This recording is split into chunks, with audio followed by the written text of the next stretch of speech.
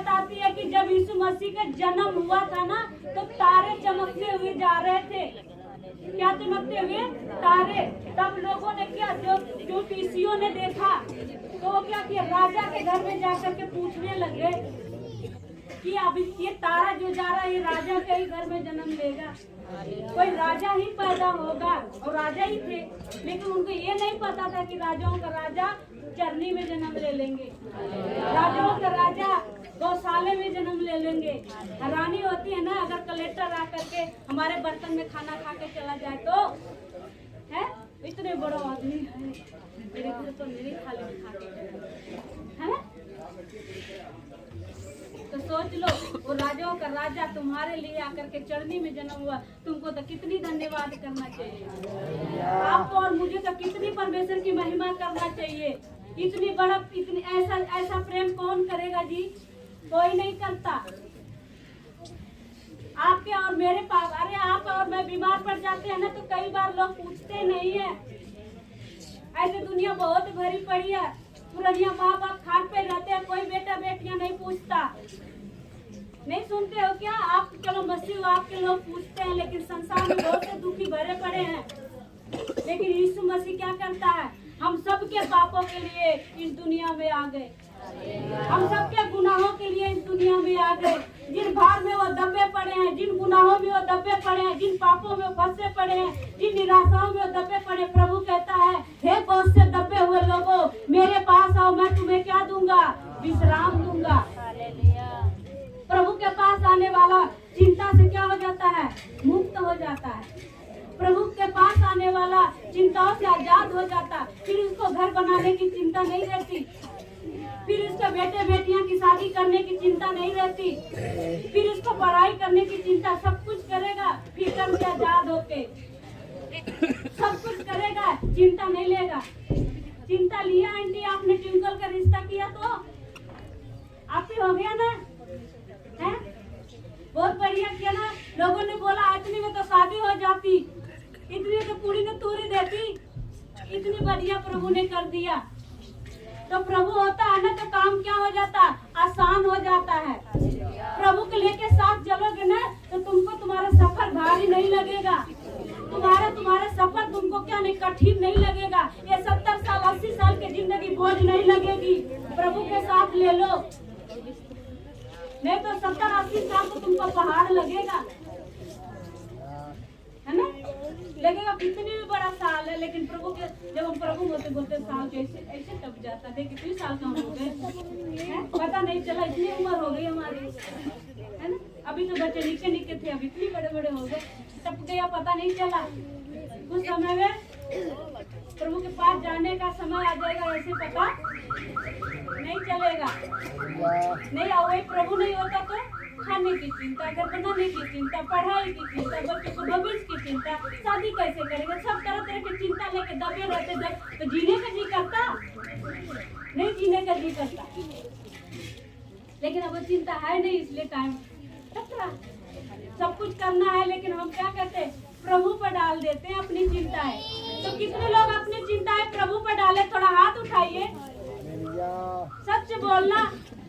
घर जाकर के फिर बच्चों की चिंता मत करना, घर जाकर के वो पति जो दारू पीता ना, उसकी चिंता मत करना, घर जाकर जो पति गुटखा खाता उसकी चिंता मत करना। प्रभु से प्रार्थना करना, प्रभु छुड़ा देगा।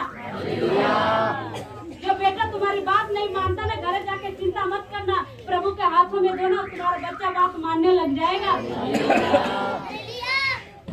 बोलना, प्रभु मैं अपना सारा बच्चे, सारा घर परिवार तुम्हारे हाथ में दे देता हूँ, इन्हें आप चलाओ, मैं नहीं चला सकती।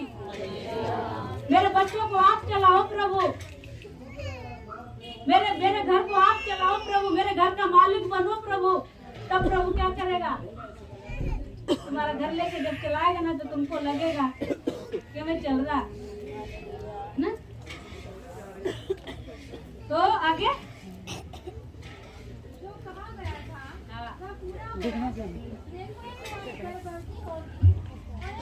ये सब पहले से क्या हुआ था? कहा गया था। ये सब पहले से ही नियुक्त था कि ये सब हो। हमको बचने के लिए, हमें छुटकारे के लिए, हमारे को फ्री होने के लिए ये सब। आज भी देखो जो लोग प्रभु यीशु मसीह पर विश्वास नहीं करते हैं, आज भी वो मोक्ष पाने के लिए पता नहीं क्या क्या काम कर रहे हैं। मोक्ष पाने के लिए पता नहीं कहाँ कहाँ जा रहे हैं।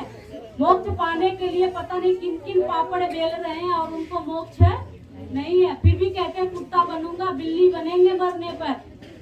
आपको और मुझे कहता है प्रभु, यहाँ से सांस निकलते ना तो मेरे गोद में आ जाएगी। हालेलुया।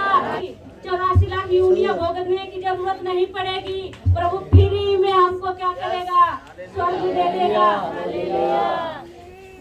कितने लोग स्वर्ग पर विश्वास करते? हाथ उठाओ। वो स्वर्ग में जाना है क्या? तो कैसे जाओगे? आप बता दो, कैसे जाओगे स्वर्ग में? विश्वास के द्वारा। विश्वास के। लंगर खिला के, पानी पिला के नहीं मिलेगा स्वर्ग। ठीक है, ये सब काम तुम करते हो, तुमको यहाँ कुछ मिल जाएगा है? प्यार के बदले प्यार, भलाई के बदले भलाई, है ना? दया के बदले दया। अगर तुम किसी पर दया करो तो तुम पर भी दया की जाएगी, वचन में लिखा है। लेकिन स्वर्ग नहीं मिलेगा। स्वर्ग को मत सोचना। जब स्वर्ग को सोचोगे ना तो तुमसे ज्यादा बाहर वाले कर रहे हैं। तुम तो कई बार नहीं कर पाते हो प्रभु के कामों में ना। तुम बाहर वाले से पूछो क्या कुछ कर देते हैं। तभी तो बाइबल बताती कि तुम्हारे धर्म के काम मैले चिथड़ों के समान है। अगर हमको प्रभु धर्म के द्वारा बचाता ना, कर्म के द्वारा तो इस दुनिया में नहीं आते। उनको पता था इससे नहीं इनको स्वर्ग मिलेगा। पाप की मजदूरी बहुत है। इंसान ने जो पाप किया, आदम ने जो पाप किया, उसका बलिदान क्या है? बकरा नहीं है, उसका बलिदान पानी नहीं है, उसका बलिदान लंगर नहीं है, उसका बलिदान लहू है, उसका बलिदान मृत्यु है। और वो मृत्यु जो निर्दोष हो, वो मृत्यु जो कभी पाप ना किया हो। यीशु मसीह दुनिया में आए और दुखी लाचारों के ऊपर तरस खाए, अंधों को आंखें दी, लंगड़ों को चलाए, कोढ़ियों को शुद्ध किए, है ना? सब चमत्कार प्रभु यीशु मसीह करके आपको दिखाए हुए हैं और आज भी आपके और मेरे जीवन में प्रभु करते हैं, है ना? आज भी मेरे और आपके जीवन में यीशु मसीह देखो स्वर्ग छोड़ करके इस दुनिया में आ गए, सिंहासन छोड़ करके इस दुनिया में आ गए। हम अपना घर ही नहीं छोड़ पाते हैं जी, है ना? गर्मी होती है तो एसी नहीं छोड़ पाते हैं, सर्दी होती है तो रजाई नहीं छोड़ पाते हैं, और वो राजाओं का राजा होकर के स्वर्ग छोड़ के आ गए। वो राजाओं का राजा होकर के सिंहासन छोड़ के आ गए। जो लोगों ने मुंह पर थूकते थे ना, वो सोचते थे ये आम बंदा है। अगर यीशु एक प्रार्थना करते ना तो पलटन आ जाती उनको दंड देने को, लेकिन ऐसा प्रभु नहीं किए। पता क्यों नहीं किए? क्यों नहीं किए? वो चाहते तो अपने बैरियों को भस्म कर सकते थे, पर क्यों नहीं किए? आप बताओ। अपने बैरियों को यीशु ने भस्म क्यों नहीं किए? वो तो परमेश्वर थे ना, है? अब जिसके पास पावर होती है वो अपनी पावर दिखाता नहीं है क्या? फिर यीशु ने अपनी पावर क्यों नहीं दिखाई जी? बता दो। क्योंकि वो सबसे प्यार करता था। यीशु मसीह इसलिए अपनी पावर नहीं दिखाई कि उसके सामने आप और मैं थे। यीशु मसीह इसलिए अपना ताकत नहीं दिखाया कि उस समय आपकी और मेरी हालेलुया चेहरे यीशु के सामने थे। अगर वो उनको सजा दे देते तो आप और मैं नहीं बचते। अगर वो अपनी महिमा दिखा देते ना कि तू होता क्या है मेरे मुंह पर थूकने वाले, तो आप और मैं यहाँ नहीं बैठते। अपना जलाल दिखा देते ना तो आप और मैं नहीं बच पाते। वो क्या हुए? अपने आप को शून्य कर दिया। बाइबल बताती दास का रूप धारण कर लिए है, जैसे भेड़ वध करने के लिए, ऊन कतरने के लिए जाती है, वैसे ही मेरा प्रभु यीशु मसीह अपने आप को दे दिया आपको और मेरे लिए। हालेलुया।